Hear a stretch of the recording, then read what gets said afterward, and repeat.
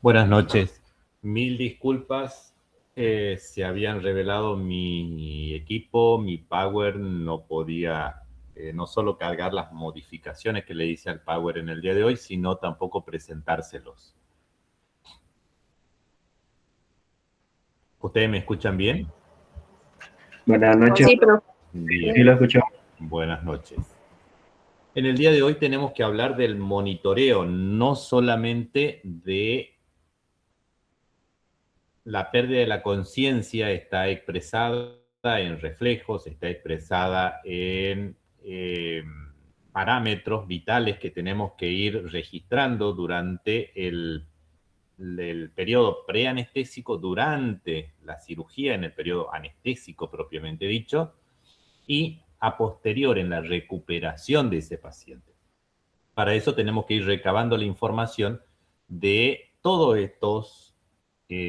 estas expresiones de parámetros vitales como son los movimientos cardíacos, como son los movimientos respiratorios, como es el pulso, como es la temperatura, como es el color de las mucosas, como es el tiempo de llenado capilar, cómo pueden presentarse los reflejos, presencia o ausencia de los reflejos, cuáles reflejos estarán o no presentes, eh, y todo esto en su conjunto nos va a dar un indicio de la profundidad anestésica, de la sensibilidad del dolor, de la miorrelajación que tenga ese paciente y, por supuesto, la pérdida de la conciencia.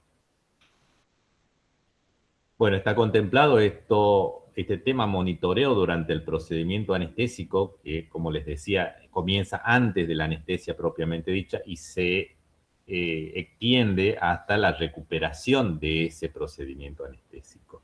En la unidad 17 de nuestro programa actual, el que está en vigencia actualmente.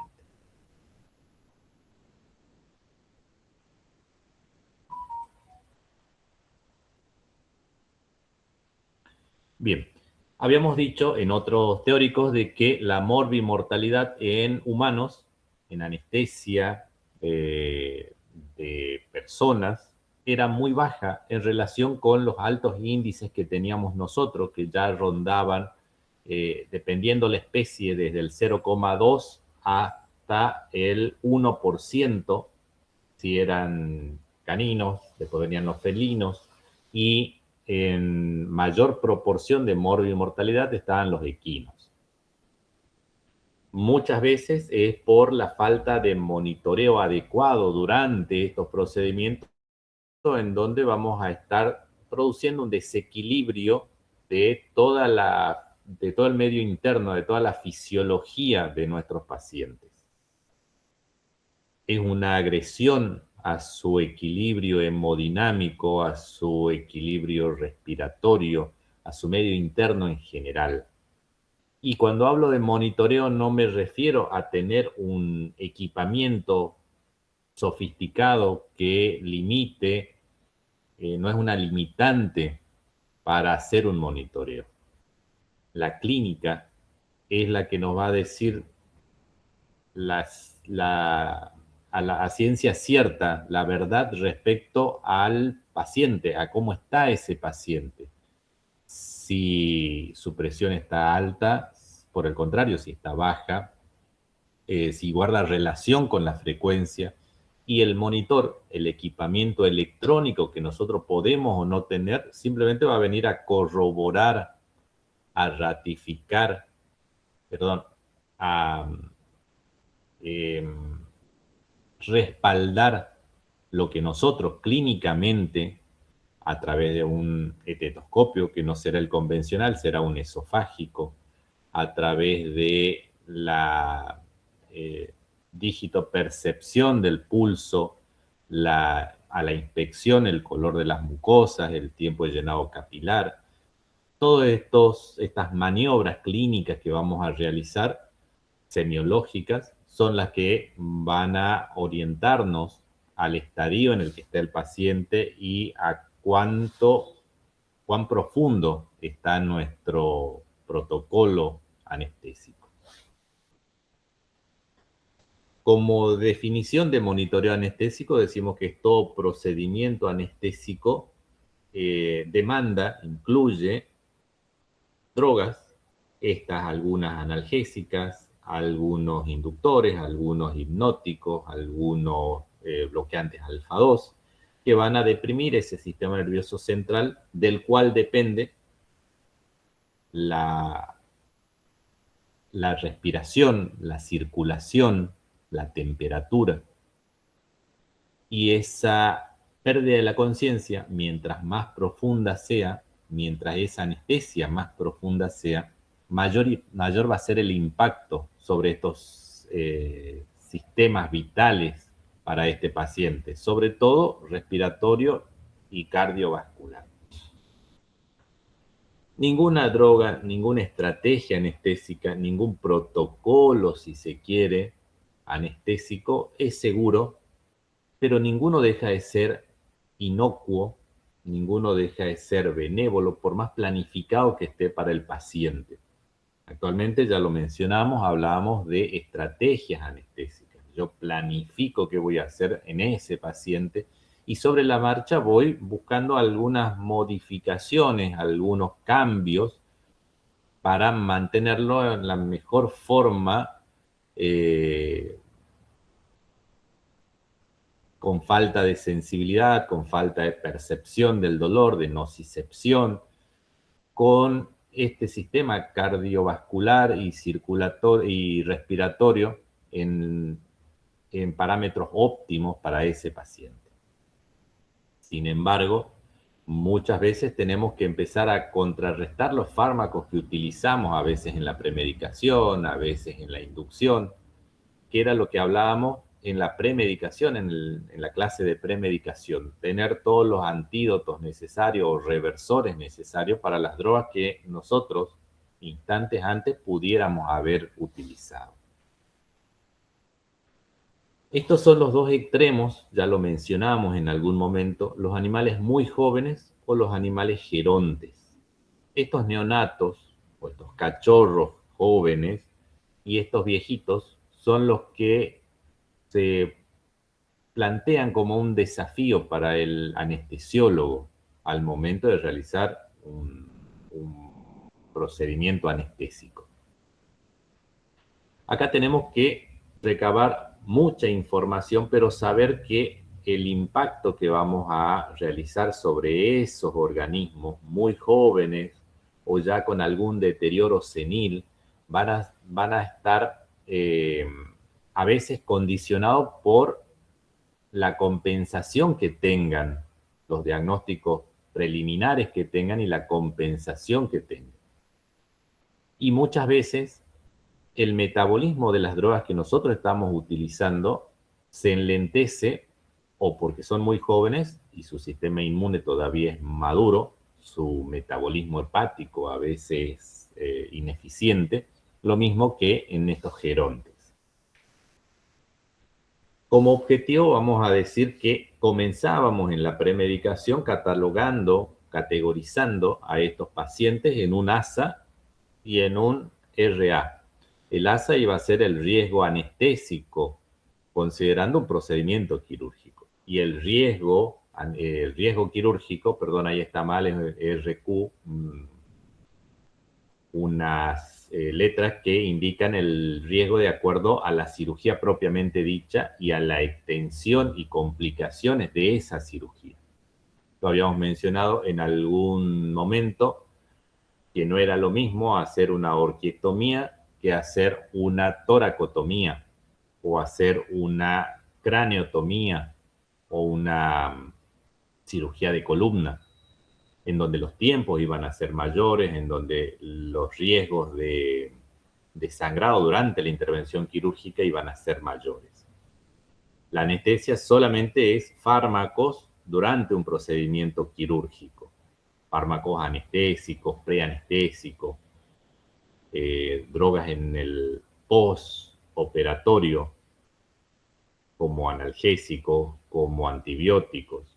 Mientras que el riesgo quirúrgico, el RQ, que acá está mal, ahí dice RA, el RQ, es el riesgo durante la intervención quirúrgica por el acceso, por las hemorragias, por la hipoxia tisular, por la sepsis que podemos, o las contaminaciones que podemos llegar a tener durante la intervención quirúrgica.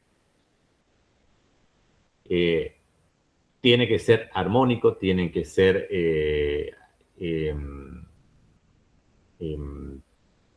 tener un tratamiento especial, tanto la anestesia como la cirugía. Por eso se trabaja de común acuerdo entre el anestesiólogo y el cirujano, porque una hemorragia severa durante la cirugía se tiene que cohibir, pero inmediatamente el anestesiólogo tiene que empezar a considerar vasopresores, tiene que empezar a considerar transfusiones de sangre, tiene que empezar a considerar expansión de fluidos, tiene que empezar a considerar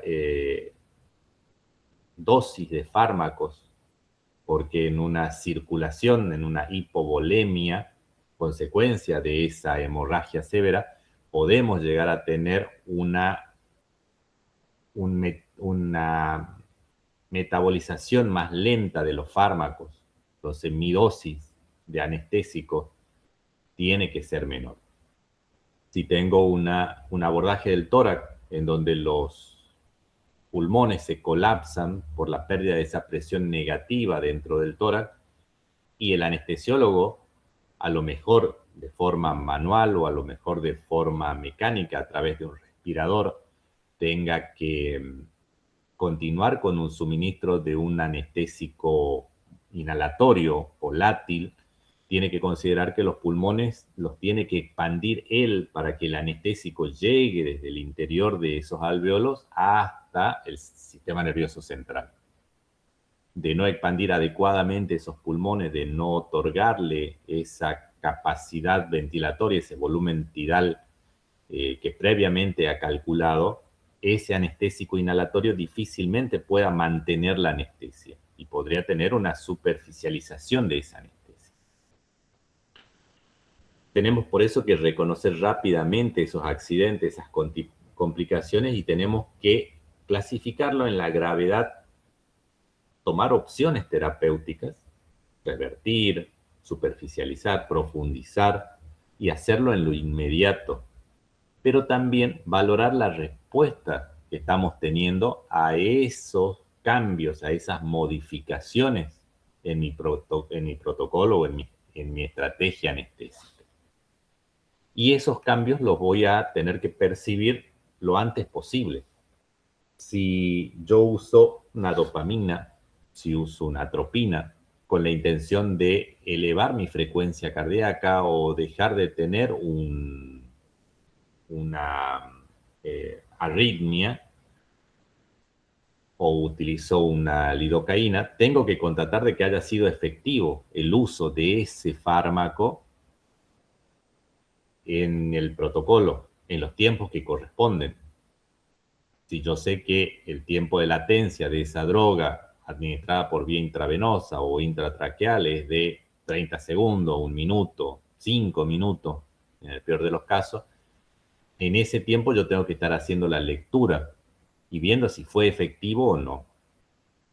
El cirujano, por su parte, siempre va a tratar de cohibir una hemorragia, va a tratar de no ocasionar un daño innecesario o un dolor innecesario, para que esa anestesia se mantenga dentro de los parámetros normales, que no tenga que profundizarse o aumentar la profundidad durante la intervención quirúrgica.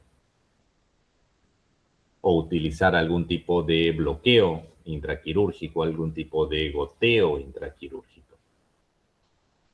Las dos cosas imprescindibles son la perfusión de sangre a los tejidos, a todos los tejidos, a todo el organismo, pero sobre todo a los tejidos donde estoy trabajando, el cirujano está trabajando, y esa perfusión de sangre como nutriente también lleva o también arrastra al oxígeno. Un tejido que no recibe sangre, no recibe glucosa, no recibe oxígeno, es un tejido que más allá de que sea tratado delicadamente, es un tejido que está sufriendo, está en vías de sufrir una isquemia, sufrir una necrosis inclusive. Por eso la presión arterial es indispensable, el que llegue sangre con la presión adecuada para ese tejido. No es lo mismo trabajar con haciendo una nefrectomía o una nefrotomía, donde las presiones arteriales son sumamente altas, presiones de 100, 120, 140 milímetros de mercurio, que trabajar sobre la piel donde las presiones son menores. Y dependiendo del fármaco que estemos utilizando para la premedicación, para la inducción, esa presión puede ser menor todavía. Hablamos de 40, 60 milímetros de mercurio. Al riñón le influye notablemente la anestesia, porque la perfusión del riñón, el filtrado glomerular se realiza solamente cuando está por arriba de los 80 milímetros de mercurio. Si llega mi presión a caer por debajo de los 60 milímetros de mercurio, no va a haber producción de orina. Va a sufrir la nefrona, pero inclusive empiezan a sufrir otras estructuras, otros tejidos, como es, por ejemplo, el enterocito, mucosa intestinal.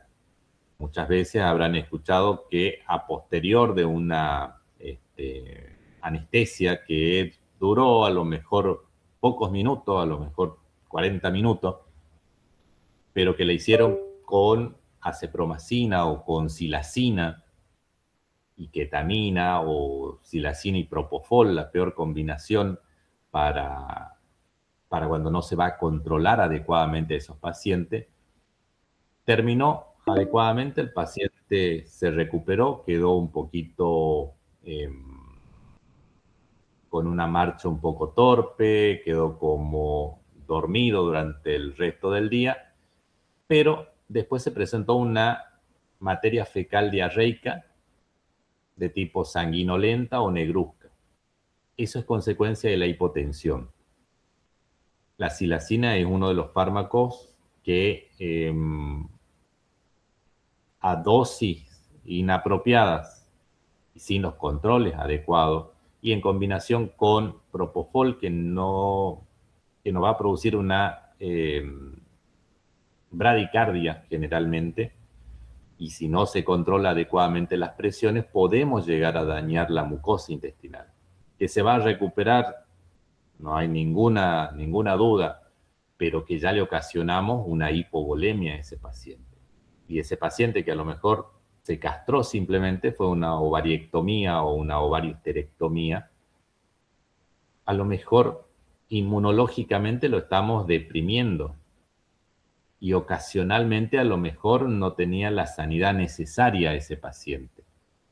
Y todo por una mala estrategia anestésica terminamos con una inmunodepresión y a lo mejor con un cuadro viral como consecuencia de una mala estrategia anestésica. Lo mismo pasa para el riñón, estos pacientes viejitos con una insuficiencia renal crónica compensada. Nosotros, por combinaciones como esta, podemos llegar a producir una descompensación y tener que al día siguiente estar con vómitos, que hacemos análisis y tenemos una urea alta, la creatinina se mantiene, pero la urea está demasiado alta. No está comiendo, la orina está hipostenúrica. El grado de conciencia e inconsciencia es indispensable, salvo que trabajemos con sedaciones o sedaciones profundas y bloqueos anestésicos, en donde es muy común hacer esto en perritos viejos, con cuadros de a veces fracturas, luxaciones. Entonces los tenemos semiconscientes o al borde de la inconsciencia, pero con bloqueos anestésicos, bupivacaína, lidocaína, que dejen de percibir dolor en esa articulación o en ese miembro, y además la actividad motora de ese miembro también se ve alterada, se vea que desaparezca la sensibilidad y la actividad motora. Entonces nos permite hacer una reducción de una luxación, nos permiten hacer una sutura, nos permiten hacer inclusive la colocación de un clavo intramedular. Pero el paciente está como sedado únicamente, al borde de la inconsciencia. Entonces no cumpliendo con la definición de anestesia. Todo depende del procedimiento que vamos a realizar. El dolor y la nocicepción, ya lo hablamos, la inminente necesidad de que ese paciente, para que su frecuencia cardíaca, su frecuencia respiratoria, su presión, se mantengan dentro de los parámetros prequirúrgicos, necesitamos que no sienta dolor, que no haya nocicepción.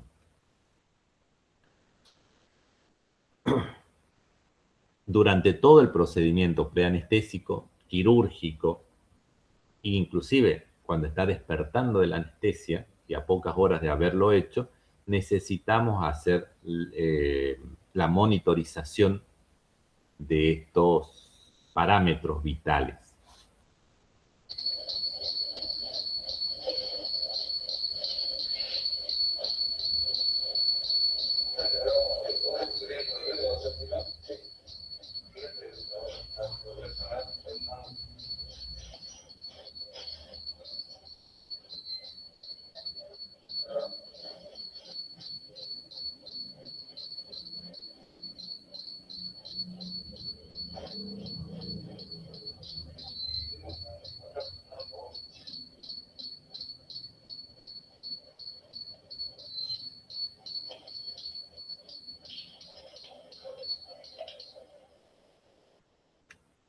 Como ustedes ven, así se trabaja dentro de un quirófano con muchos monitores o con algunos monitores, con muchas o algunas alarmas, pero en un ambiente tranquilo, confortable, nadie está corriendo, todos saben lo que están leyendo, qué es lo que significa cada uno de los números, cada uno de los dibujos que aparecen en los monitores.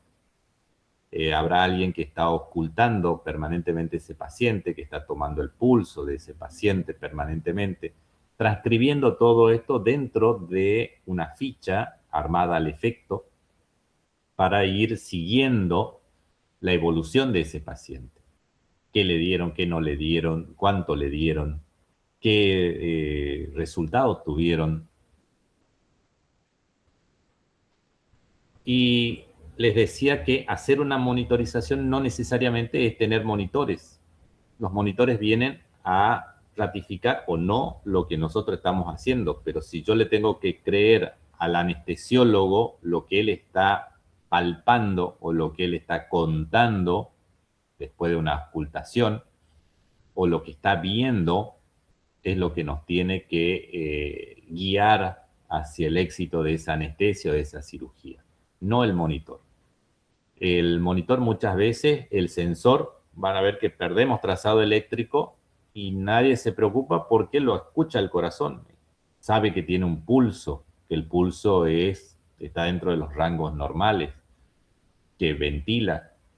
Y lo único que puede haber pasado es que alguno de los electrodos o no está recabando la información necesaria, uno de los 5 electrodos no recaba la información necesaria, o simplemente se desconectó, se desprendió la pinza, son pincitas cocodrilo, de su broche, y perdemos uno de los 5 electrodos y el trazado eléctrico cambia notablemente. Pero si alguien físicamente está haciendo una exploración semiológica, un monitoreo semiológico, eso que está contando, que está sintiendo, que está percibiendo, que está viendo, no es la fidelidad está sobre ese valor. La monitorización puede ser una monitorización básica. Yo tomo frecuencia cardíaca, frecuencia respiratoria, pulso, tiempo de llenado capilar y algunos reflejos. Y básicamente eso, sin ser invasivo, me va a estar dando el panorama de cómo está ese paciente. ¿Dónde nos limitamos a estas 5 o 6 valores? En cirugías menores, en síntesis, en anestesias para un análisis radiológico. No necesitábamos mucho tiempo, no necesitamos invadir a ese paciente. A ese paciente no le colocaríamos un catéter venoso central para medir presiones. No mediríamos capnografía, no mediríamos, inclusive no mediríamos gases en sangre. Pero sí podríamos pretenderlo cuando estamos trabajando, por ejemplo, en una toracotomía, o en una enterectomía, o en una nefrectomía, donde ya esa monitorización ya tendría que ser intermedia o avanzada, una monitorización importante, con equipamiento y con personal un poquito más entrenado en esto.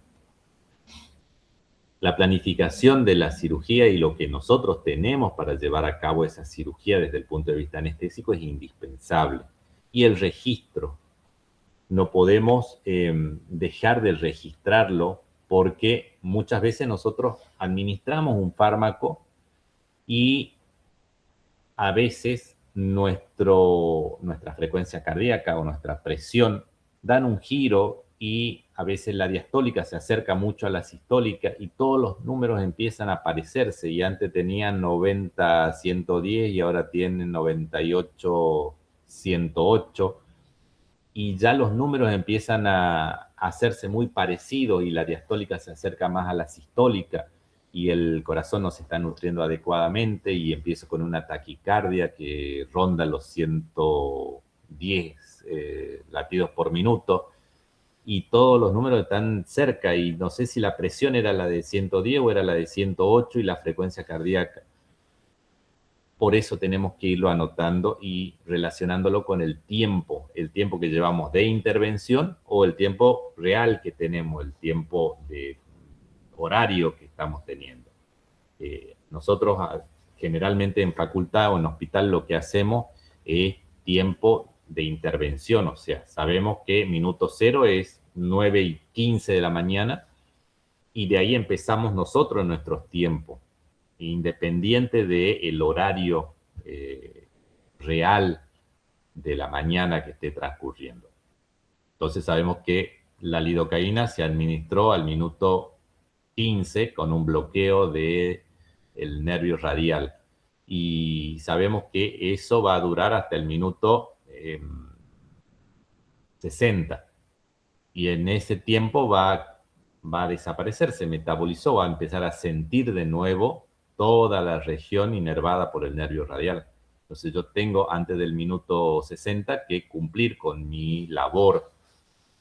Después puedo volver a infiltrarlo intraquirúrgicamente, pero yo voy manejando mis tiempos de acuerdo a los tiempos de intervención que tenga el paciente. Entonces yo puedo decir, tuvo una anestesia de 2 horas, un procedimiento quirúrgico de 1 hora 20, una recuperación que duró 30 minutos, sin independiente de la hora, decir, bueno, a las 12:15 se despertó de la anestesia. Dentro de los parámetros, ya lo habíamos mencionado, que teníamos que ver el peso como algo indispensable que se hace antes de la intervención quirúrgica, pero si llegamos a considerar administrar volúmenes grandes de fluido, ese fluido va a empezar a elevar el peso de ese paciente. Si yo tengo calculado administrar 300 mililitros de fluido, se hace una analogía que son 300 gramos que yo le voy a estar agregando al peso de ese paciente. Y tengo que ir descontando las pérdidas a través del filtrado glomerular o de la orina. Muchos pacientes se tienen que sondar antes de una intervención quirúrgica, sobre todo si son largas, si exceden los 60 minutos. Sean macho o sean hembra, y sobre todo en animales que la talla sea superior a los 10 kilos. Porque el filtrado glomerular va a ser, o la producción de orina, va a ser de 1 mililitro por kilo 1 mililitro por kilo por hora de anestesia. Entonces, esos 300 que yo le agregué a modo mililitro gramo, tengo que irle restando en producción de orina. Y lo voy recabando a través del sondaje a un sachet también, y voy cuantificando cuánto serían esas modificaciones. Voy a tener el impacto de la presión arterial y el filtrado glomerular. Si estoy administrando 300 mililitros para un perro de 10 kilos y solamente estoy recuperando 10 kilos, son 10 mililitros por hora, y no estoy recuperando nada, o estoy recuperando 3 mililitros, mi riñón está trabajando adecuadamente. Tiene que corroborarse con la medición de la presión arterial. Si la presión arterial está a 60 milímetros de mercurio, explicaría por qué no me está produciendo orina. La ocultación pulmonar, siempre los valores normales, tomados previo a cualquier administración de un fármaco, en ciclos ventilatorios por minuto, de 15 a 30 ciclos en el perro, un poquito más en el gato. Lo mismo con lo cardíaco. Generalmente hablamos de una frecuencia cardíaca de entre 70, 80, depende del tamaño del perro, hasta 120 latidos cardíacos o revoluciones por minuto. Frente a los gatos, que a veces llegan inclusive a hacerse imperceptibles, 180, 200 y a veces más revoluciones por minuto o latidos por minuto. Bueno, las presiones, vamos a tener presiones arteriales que van a variar un poquito dependiendo del lugar donde tomemos, del equipamiento con el que tomemos, y básicamente tenemos que ver si nosotros podemos percibir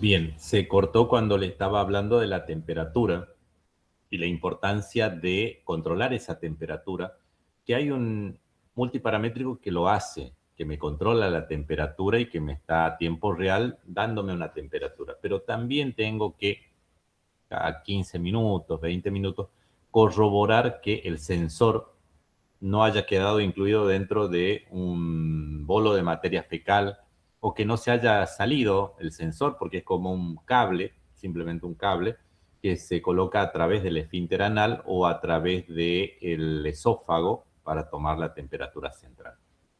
Muchas veces el antiperistaltismo del esófago o el peristaltismo del recto o la materia fecal que progresa en esa dilatación del esfínter anal hace de que los cables, estos sensores que están en el extremo del cable, son muy chiquitos, salgan, estén en el exterior o estén incluidos en la materia fecal y dejen de darnos un dato cierto. Necesitamos a estos pacientes mantenerlos en una temperatura óptima, normotérmicos, porque les decía, 1 grado por kilo por hora, pero que puede llegar hasta 3 grados cuando estoy exponiendo una víscera como el intestino después de haber hecho una enterectomía. Puede llegar ese paciente de 38 kilos a tener 35 grados centígrados después de 1 hora de cirugía, y eso nos demoraría muchísimo la recuperación de ese paciente. Por eso tengo que tomar las medidas necesarias con una manta térmica para calentar a ese paciente, con un flujo de aire, por contacto a través de bolsas de agua caliente para tratar de suministrarle calor a ese paciente y que su recuperación sea lo más rápida posible. Los tiempos con los cuales contamos van a ser variables dependiendo del parámetro que vayamos a tomar. Me ha pasado estar operando y que el anestesiólogo no esté escuchando, no pueda percibir los ruidos cardíacos y que él intente o cambiar la sonda o buscar otro estetoscopio esofágico, o que intente mojar los cables del electrodo, pero sin avisar a nadie.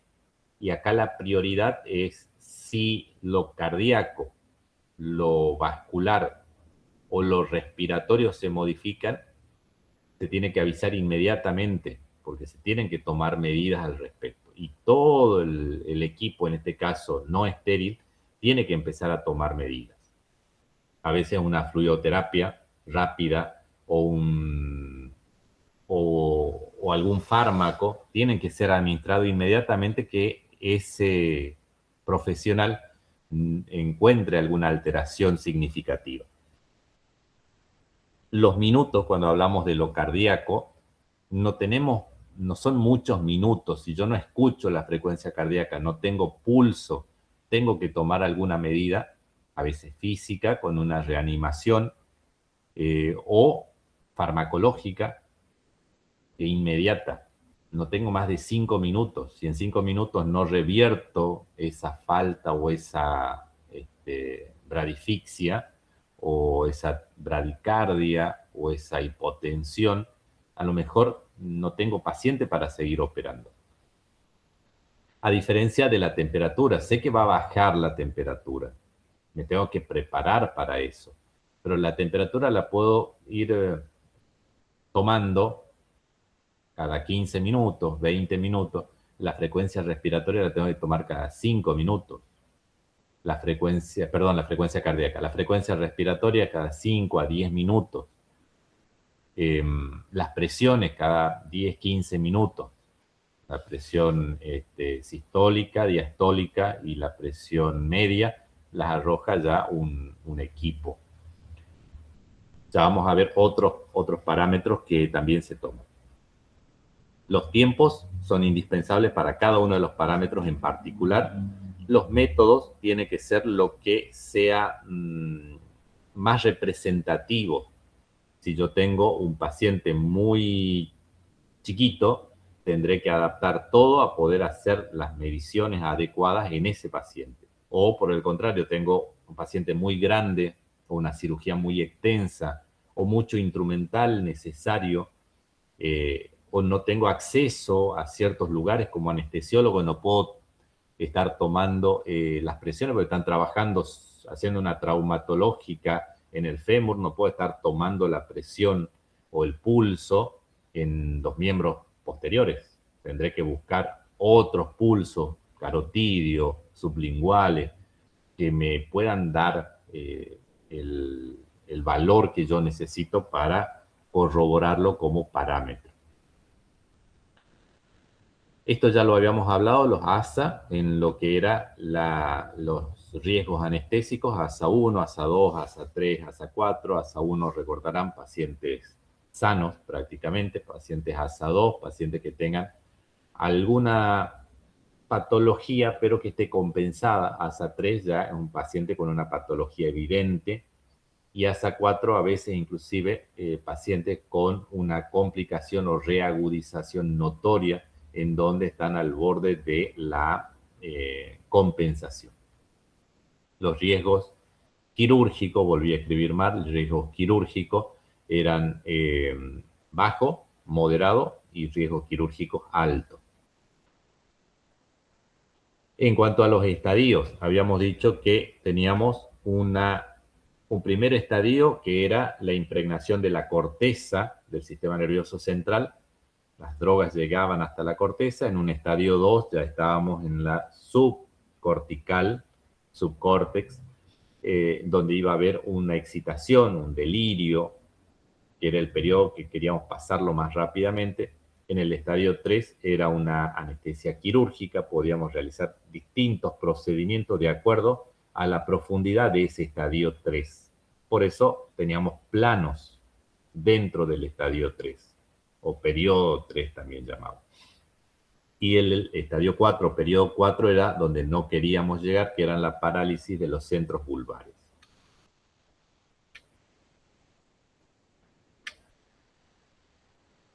Acá estaba lo que iba pasando de acuerdo a este grafiquito que ya les había mencionado, se los había dejado en clases anteriores.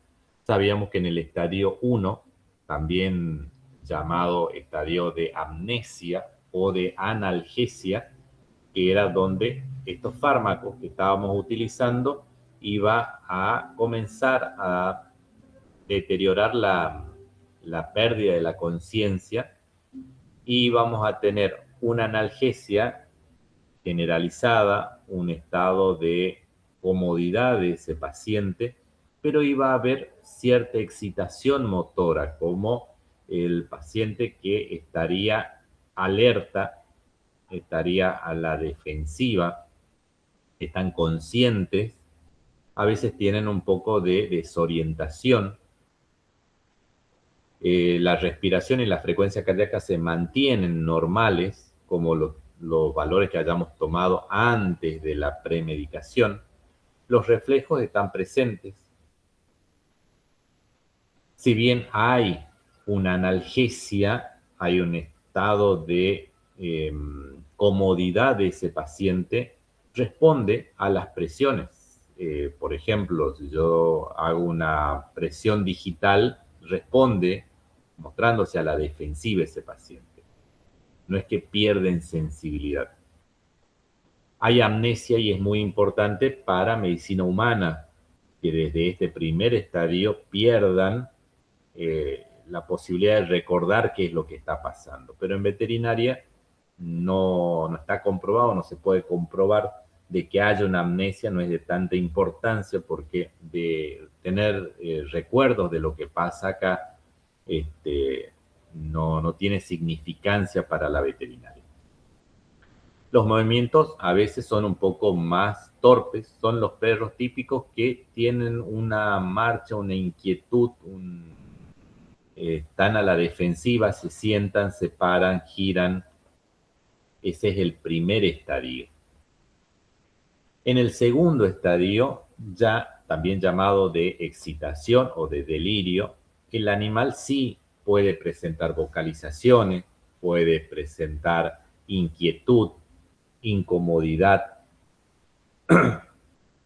comienza ya a haber una pérdida de la capacidad motora, de la respuesta motora. La voluntad de ese paciente empieza a quebrantarse. Hay una respuesta exagerada a los estímulos. Muchas veces uno habla fuerte o se cae o hay un ruido y el paciente responde exageradamente a esos estímulos sensoriales.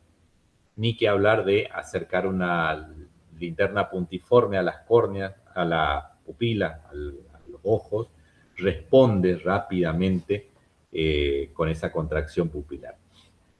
Puede haber delirio, puede haber aullido, pueden haber gritos, pueden haber movimientos de pedaleo, y si se va a presentar una convulsión de tipo epiléptica, epileptiforme, se va a presentar en este segundo estadio.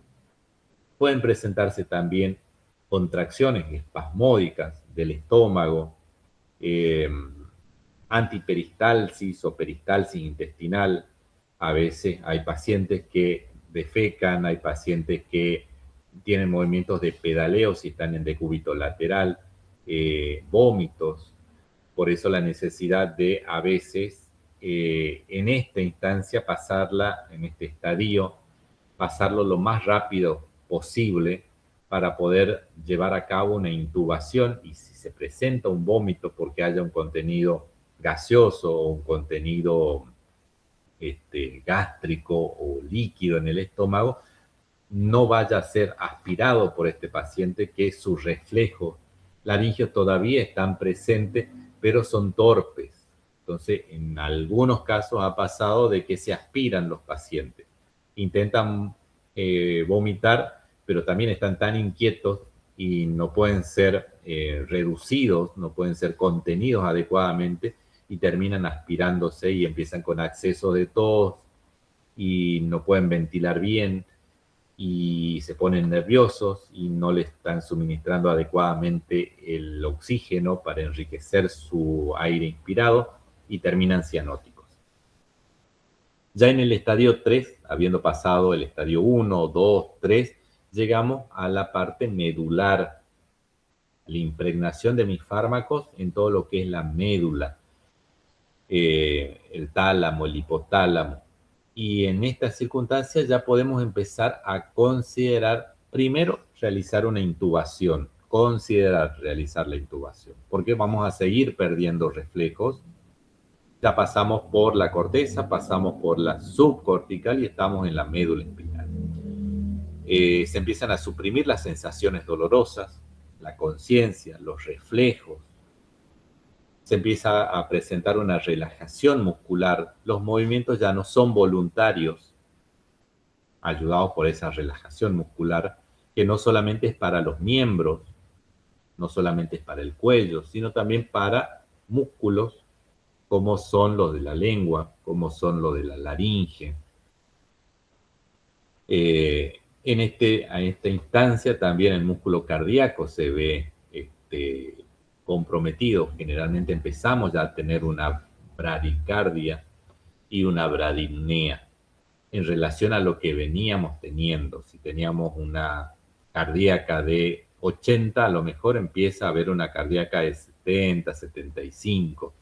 La respiración de 30 del estadio 2, a lo mejor estamos teniendo ahora una ventilación de 20 a 25 ciclos por minuto.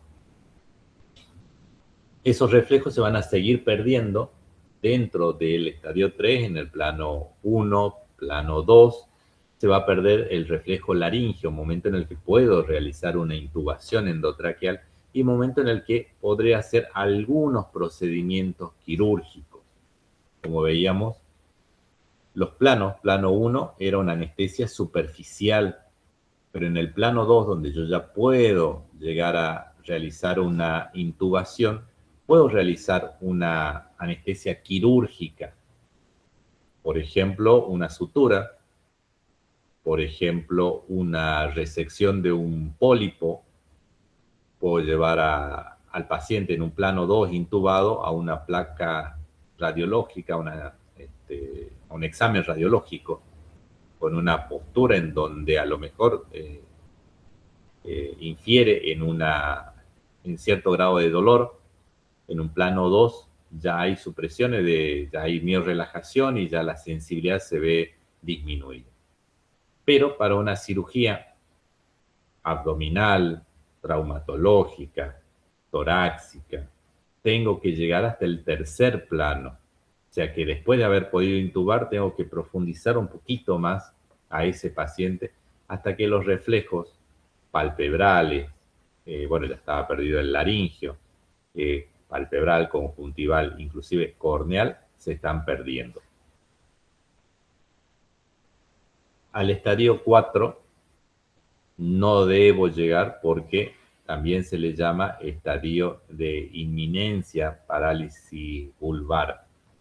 Perdón, al periodo 4. Y al estadio 4 es la parálisis vulvar franca, en donde los centros vulvares ya no están vinculados con el órgano que están estimulando. Es decir, el centro termorregulador ya no está recibiendo información de la temperatura ambiente ni puede transmitir la necesidad de generar calor para ese paciente. Lo mismo el sistema vegetativo, simpático y parasimpático, que van a mantener mi frecuencia cardíaca, respiratoria, la tonicidad de los vasos sanguíneos, se empieza a perder. Este cuadrito pasamos por alto, ya se los di. Sería bueno que vuelvan a repasarlo en cada uno de los estadios o periodos y en cada uno de los planos anestésicos. De la segunda parte. Bien, si tenemos que hablar principalmente de monitorización, sabíamos que iba a haber una monitorización básica, íbamos a ver las frecuencias principalmente, y teníamos que siempre estar relacionando ese paciente con ese parámetro que yo estoy recogiendo. Hay algunos parámetros que son más invariables, como era el tema de la temperatura, y hay otros que rápidamente van a cambiar. También podemos clasificar, más allá de que sean básicos, el monitoreo, que sea intermedio o que sea avanzado, en los métodos. Si estos métodos para recabar información son no invasivos o son invasivos. Los no invasivos, es decir, que no voy a entrar al torrente circulatorio para tomar una presión, lo hago desde la superficie. Un invasivo sería tomar una presión arterial o venosa con una cánula, con un catéter dentro de un vaso de gran calibre, la carótida, la yugular.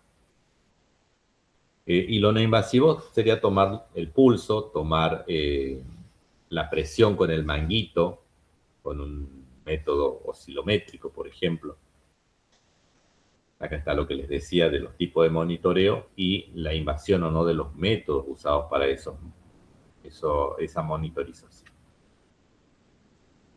Si yo tengo que evaluar la función respiratoria, más allá de hacerlo de forma no invasiva, porque voy a contar cuántos ciclos ventilatorios tengo por minuto, mirando las vías aéreas, mirando la expansión del tórax, mirando el movimiento de la bolsa que va a estar conectada a ese tubo endotraqueal, yo voy a considerar también el tipo de respiración que tengo y la profundidad de la respiración. Es decir, puedo tener los 25 ciclos por minuto. El tipo de respiración será tóraco-abdominal, será superficial o será profunda. Eso me cuenta, no solamente contar el número de movimientos ventilatorios por minuto, en íntima relación con una buena oxigenación, es decir, con un buen color de las mucosas, no una cianosis, sino el color natural para esa mucosa, que podrá ser rosada, rosada pálida, Si ya estaba congestiva previo al acto quirúrgico y ahora están pálidas, algo pasó entre medio, algún impacto estoy teniendo en esas mucosas. Las mucosas rosadas me dicen de una buena oxigenación, pero si están azuladas ya, por el contrario, me hablan de que hay poco oxígeno llegando a los confines, porque lo último, los extremos, los márgenes, es la piel o las mucosas. Podemos hablar de hipercapnia o falta de oxígeno en esos tejidos. Y por el contrario, si están muy pálidas, puedo hablar de o una hemorragia que no se está controlando adecuadamente o una mala oxigenación. Esa exploración del sistema respiratorio, ventilatorio, está en íntima relación con lo que ya habíamos calculado en otros teóricos que hablábamos del volumen tidal, del volumen minuto, en relación con la frecuencia respiratoria. Estos dispositivos que se están mostrando acá en esta imagen son todavía no invasivos, que se colocan en la boquilla del tubo y que se colocan a un monitor. Eso no lo podemos hacer de otra forma, de forma cuantificable, cuantitativa, se va a hacer con este equipamiento. No hay forma de hacerlo cualitativo, que sería el color de las mucosas. Acá me va a dar un número y estamos hablando de la concentración de los gases que hay en la inspiración o en la expiración. Entonces yo puedo saber si la cantidad de oxígeno que le estoy pasando a ese paciente es la suficiente y me está otorgando o me está exhalando una cantidad acorde de dióxido de carbono. Entonces el intercambio que hay de oxígeno hacia los tejidos y recolectando el dióxido de carbono y pudiendo eliminarlo al exterior, me va a hablar a las claras de cómo están esos tejidos. Hay métodos, este equipamiento que utiliza rayos infrarrojos que van a medir la concentración de dióxido de carbono, de nitrógeno, de oxígeno mismo. Uno de ellos es la pulsioximetría. Es un dispositivo que ustedes estarán familiarizados porque hay pulsioxímetros que son muy chiquitos, del tamaño de un dedal, de un pendrive, que se coloca en el dedo. En medicina humana se colocan en los dedos y percibe a través de esta luz infrarroja cuánto de la hemoglobina está siendo saturada con oxígeno. Sigue siendo un método no invasivo y hay dispositivos así de pequeños, aún más pequeños, y otros un poquito más sofisticados y máquinas que miden muchos parámetros, de ahí el nombre de multiparamétricos, y que uno de esos parámetros que mide es la pulsioximetría. En veterinaria se colocan generalmente sobre la lengua y, como les decía, va a determinar de forma indirecta la cantidad de oxígeno que está unido a la hemoglobina. Pero tiene sus fallas. Por ejemplo, las mucosas pigmentadas. Hay ciertas razas, como los Shar-Pei, o algunos pacientes que tienen algunos lunares, sin ser de raza, tienen lunares o tienen una pigmentación o una queratinización de la lengua, lo que impide una normal lectura. Sumado al hecho de que muchas veces las pinzas, que en veterinaria son intercambiables, tienen que ser acorde al tamaño del paciente. Si yo tengo un gato o un perro chico con una pinza para un paciente de 15 o 20 kilos, la presión que va a hacer va a evitar el flujo de sangre entre las ramas de la pinza. De ese modo no va a poder percibir adecuadamente el flujo de sangre, el flujo de hemoglobina entre los sensores de la pinza y voy a tener una lectura por debajo de lo normal. Pero clínicamente yo estoy viendo una lengua rosada y mi oximetría me está diciendo que tengo una saturación de 80 o de 70. no se correlaciona. ¿A quién le creo? Al observador, al anestesiólogo. Está viendo mucosas rosadas. Con 70-80 de oximetría yo estaría viendo mucosas cianóticas. Otra de las cosas, aún no invasiva, es la pletimografía. La pletimografía es la cuantificación de los movimientos ventilatorios en relación con una onda de pulso. Entonces, en cada inspiración y expiración hay un movimiento del tórax, una compresión sobre corazón, sobre vasos sanguíneos, y eso yo lo percibo a la distancia con el mismo sensor a través de una curva pletimográfica o pletimograma. Entonces yo voy a ver que hay una curva, uno de esos tantos dibujos que yo veo en el multiparamétrico refiere a una curva pletimográfica. ¿Cómo se traduce clínicamente? Un buen pulso, una buena ventilación o profundidad ventilatoria es lo que estoy buscando. Yo estoy acá cuantificando y graficando esos dos factores.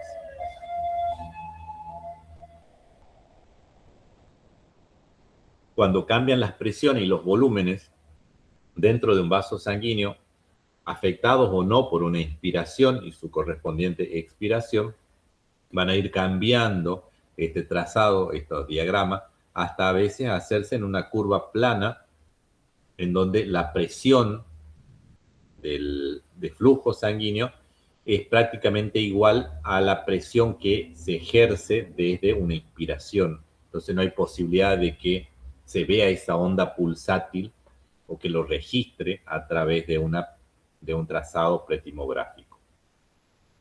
La pletimografía, van a ver en la cartilla que pusimos ya a disposición de ustedes, van teniendo distintas partes, y hablamos de amplitud, hablamos de una de estas ondas, esta curvita que está acá al medio, que se llama dicrota, que es la reunión de dos ondas. Es natural que haya una onda donde el pulso le gana la presión del tórax, empieza a profundizarse o empieza a hacerse más en meseta. Tenemos que empezar a hablar de que nuestras presiones torácicas y pulsátiles empiezan a igualarse. El área debajo de la curva es la base de este trazado pletimográfico.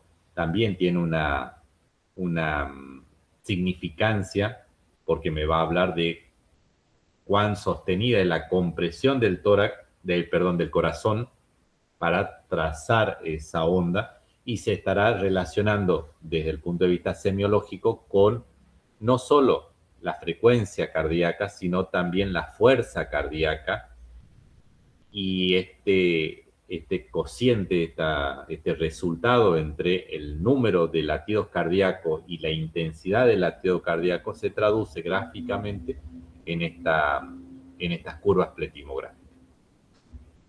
Estas son lo que les decía, que lo van a ver con más detalle en las cartas.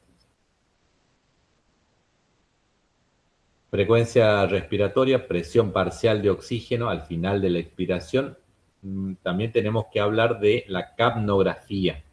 La capnografía es la cantidad de dióxido de carbono que se exhala, y esto también es un dispositivo que lo conectamos a la boquilla, al conector del tubo endotraqueal, o inmediatamente después de la boquilla y sobre la pieza en I de un tubo de inspiración y expiración. La reunión de este tubo de inspiración y expiración antes de la boquilla se llamaba pieza en I, lo recordarán del teórico de anestesia inhalatoria o mantenimiento inhalatorio.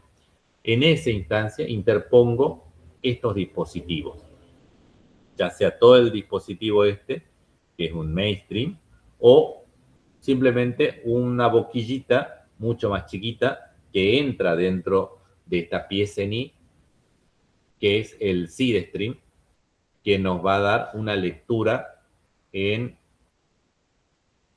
porcentaje de la cantidad de dióxido de carbono. Entonces yo voy a empezar a tener un valor numérico de la cantidad de dióxido de carbono que está exhalando.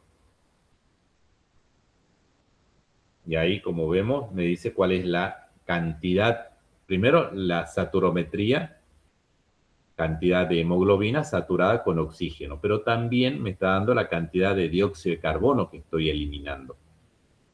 Normalmente los rangos tienen que estar entre 30 y 40 de dióxido de carbono.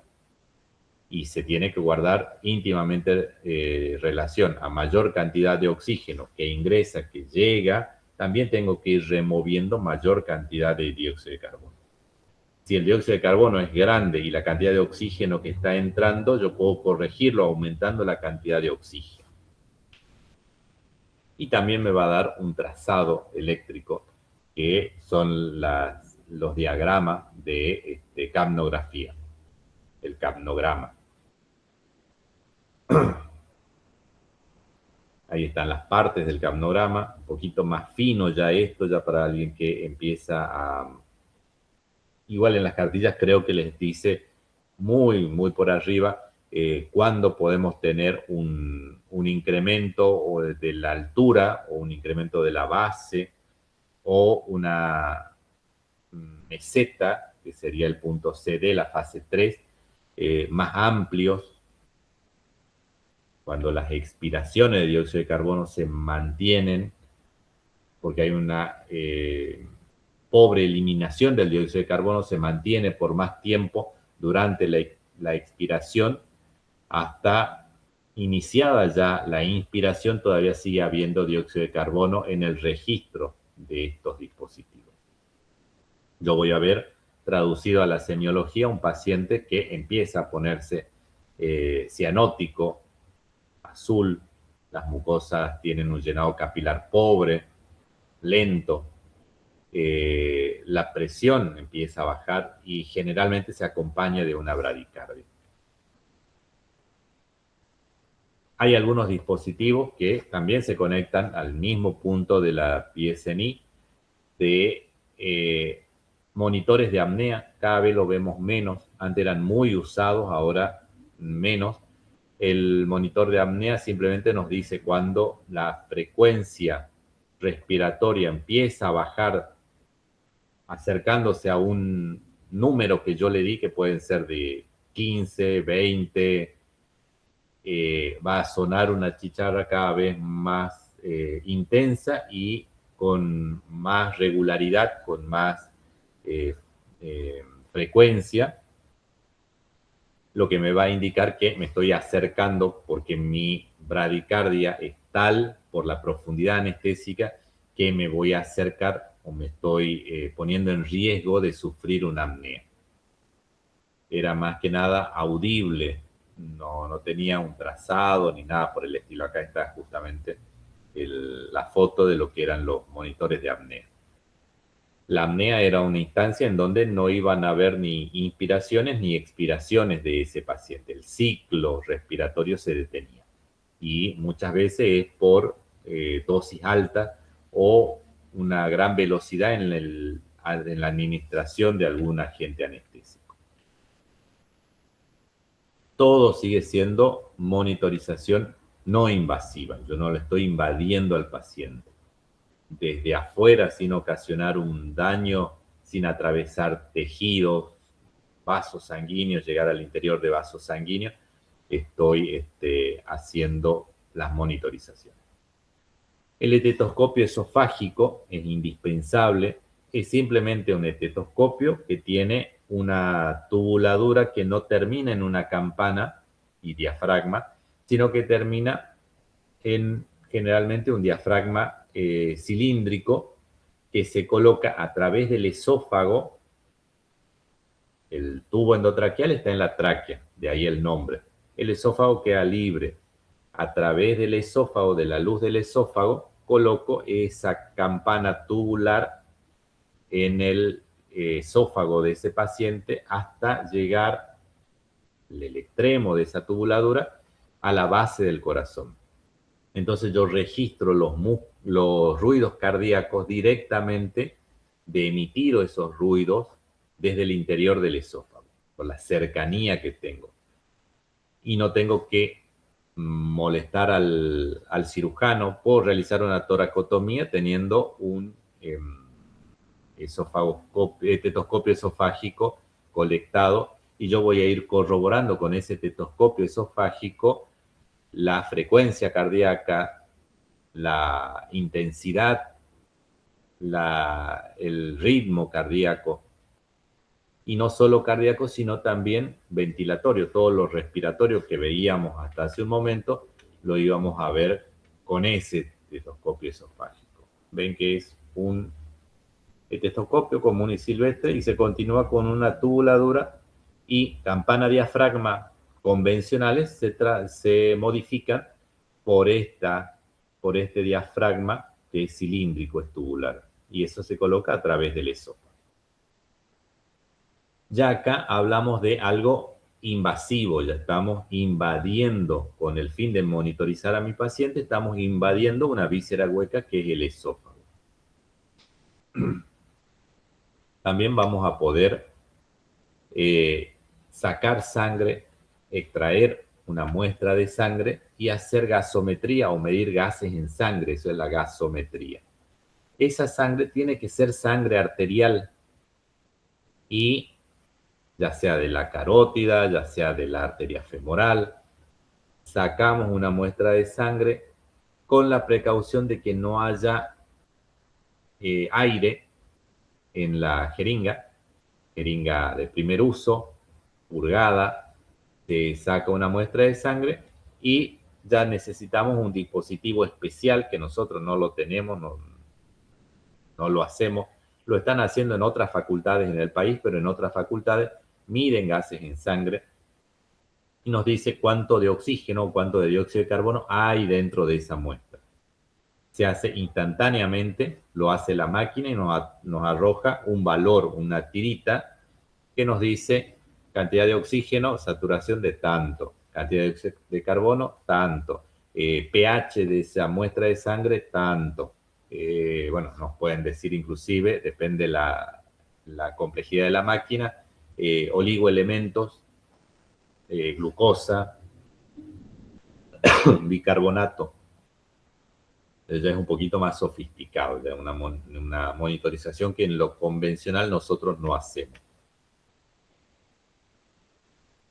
Ya habíamos hablado de que dentro de lo no invasivo, si tengo que hablar de cardíaco, circulatorio, cardiocirculatorio, tengo que hablar de la frecuencia cardíaca, el ritmo cardíaco, la intensidad de esos movimientos cardíacos, pero también cómo ese movimiento del corazón se traduce a través de los vasos sanguíneos, monitorizando el pulso. Y llega hasta los confines, llega a las mucosas, llega a la piel, con un color de las mucosas, pero también con un tiempo de llenado capilar. Yo haciendo presión sobre las mucosas, que pueden o no estar rosadas, o a lo mejor más pálidas, o a lo mejor más cianótica, hacer un tiempo de llenado capilar con presión por 1 segundo, a 1 a 2 segundos, retiramos la presión digital y tendríamos que recuperar en 1 y no más de 2 segundos el color de la mucosa en los alrededores del lugar de presión digital que hicimos. Esa es la maniobra, ya la recordarán de semiología seguramente. También tendríamos que monitorizar las pérdidas de sangre. Cuán cruento fue el procedimiento. Es sencillo y es hasta tonto que no lo hagamos, porque nosotros las gasas que vamos utilizando para hacer una hemostasia compresiva o simplemente liberar de sangre nuestro campo operatorio, las vamos desechando cuando tendríamos que irlas separando, ir pesando esas gasas para estimar la cantidad de sangre que está perdiendo ese paciente. Siempre en relación con la cantidad de fluido que estamos administrando.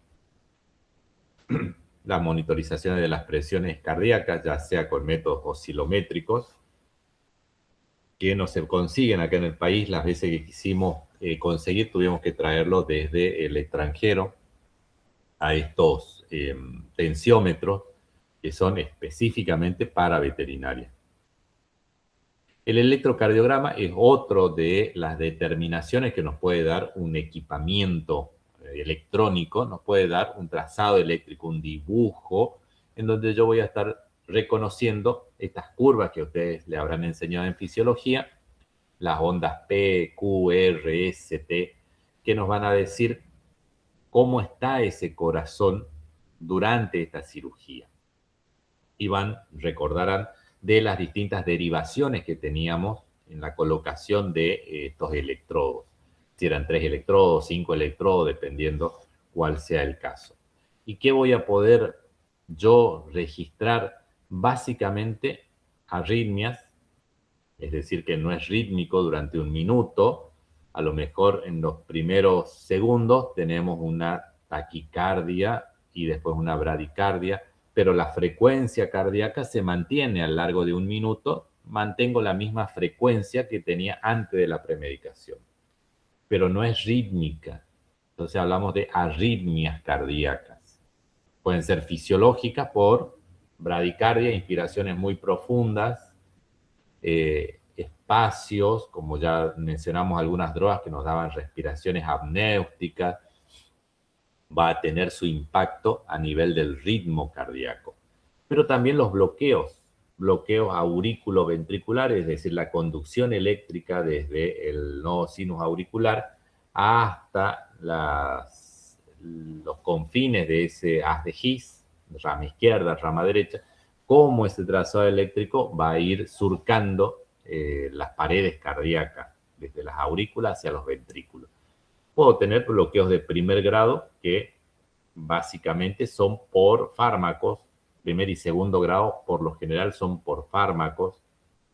A veces no se hace nada y a veces necesitamos administrar algún tipo de medicamento, como puede ser lidocaína, atropina, generalmente a dosis muy bajitas, 0,1, 0,01 miligramos por kilo, para tratar de corregir esos bloqueos auriculoventriculares.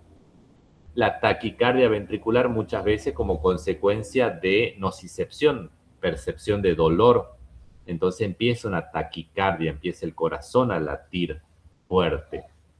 Normalmente yo veo una taquicardia fisiológica por un paciente que está nervioso mientras está consciente, pero cuando acá le duele cuando acá hay taquicardia estando anestesiado es porque hay dolor. Entonces empiezo a tener mayor número de latidos cardíacos, de contracciones ventriculares en realidad.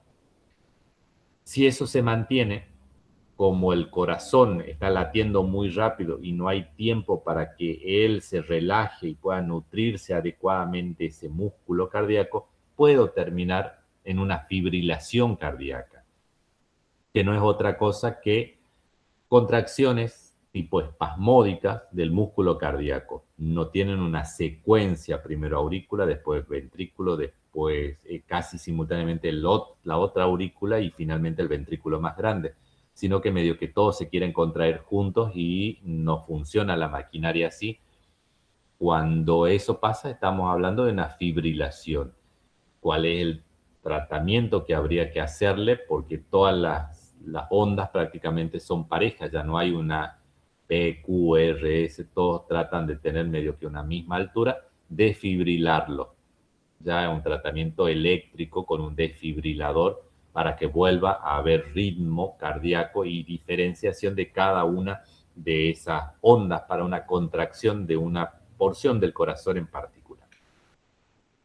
Otra de las cosas invasivas que podemos hacer es la presión arterial, ya una monitorización invasiva. Vamos a poder registrar la presión venosa central a través de un catéter en una vena de gran calibre, o la presión arterial. Acá este quino estamos monitorizando la presión arterial. O sea, colocamos un catéter en la arteria facial y estamos registrando la presión directamente sobre un reloj que nos muestra cómo la presión arterial media, oscila un poco más, un poco menos, en la presión representativa a nivel periférico de lo que es la contracción del músculo cardíaco.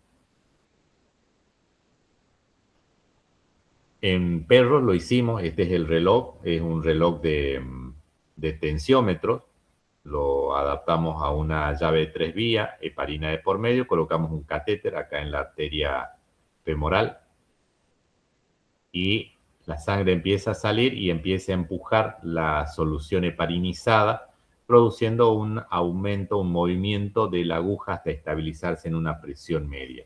Esa presión media en pequeños animales debería estar en esa arteria alrededor de 80 o por arriba de 80 milímetros de mercurio. En el equino, en la cara, en la arteria facial, va a estar alrededor de 100 milímetros de mercurio, entre 80 y 100 milímetros de mercurio.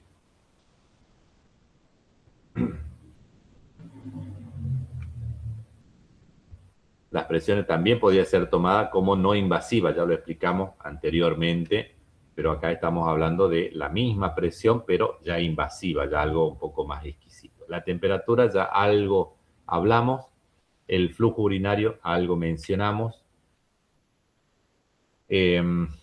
Los reflejos en el cuadrito, volvemos de nuevo a los cuadros de Wedel, que nos cuentan cómo estaban todos los reflejos, desde el tamaño de las pupilas, el reflejo pupilar, el reflejo palpebral, el reflejo corneal, el reflejo conjuntival, reflejo laringio, uno de los últimos que se pierde, reflejo peritoneal en grandes animales, desde la clínica, el reflejo anal. Y después ya algo todavía más sofisticado y que no está al alcance ni siquiera de nosotros, lo que son las concentraciones de agentes anestésicos. En esa misma muestra de sangre nos pueden, que tomábamos para ver gases en sangre, que para nosotros era oxígeno, dióxido de carbono, que ni eso hacíamos, ni eso podemos hacer por limitantes económicas y formativas. En otros lugares, en otros países, ya miden cuáles son los gases que están circulando y la concentración, gases o drogas que están circulando en tiempo real en la circulación y cuál es el porcentaje de cada uno de ellos. Es un índice espectral que me dicen ketamina a tal concentración, a tanto microgramos por milímetro cúbico de sangre.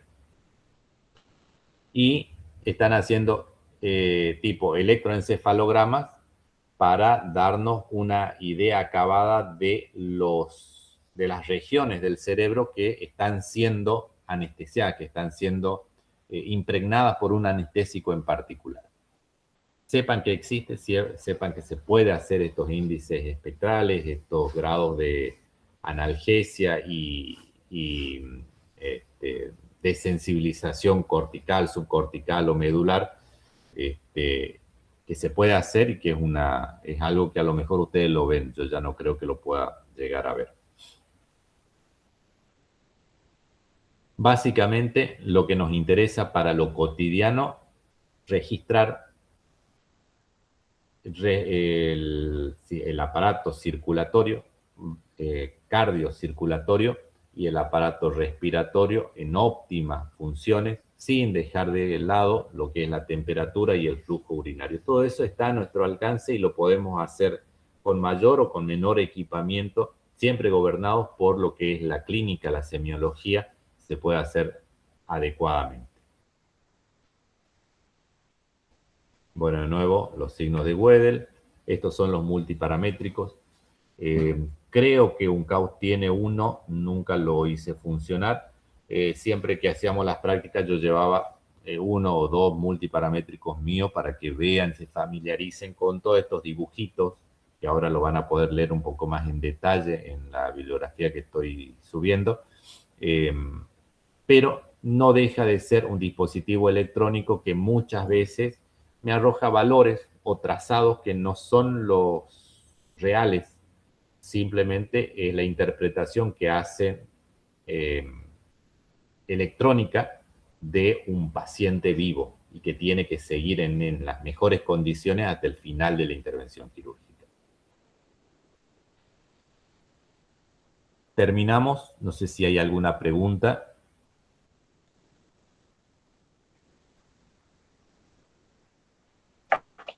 No, profe, por mi parte no. Bien, tómense en el fin de semana, lean, relean, vuelvan a leer desde el premedicación y los impactos de las distintas drogas, inducción, mantenimiento, intubación, para ver que no es tan secuencial como nosotros lo dimos las clases sino que es todo un conjunto de acciones. Todas tienen que ser solapadas una por la otra. No se hace ninguna independiente de la otra. El monitoreo se hace desde que entra el paciente hasta que se despierta de la anestesia. Las drogas que le hicimos en la premedicación a veces tienen impacto y nos hacen que nuestra monitorización vaya cambiando. Las hemorragias durante la cirugía hacen que nuestro monitor vaya cambiando los valores que registramos en el monitor. Les subo algo de material extra mañana y bueno, ahora ya está habilitado algo de lo que pueden llegar a estudiar. Si no hay más preguntas, que tengan una buena noche y cualquier duda a su disposición. Gracias y sepan disculpar la demora en el comienzo de la clase. Buenas gracias. Chao, profe. Muchas gracias, profe.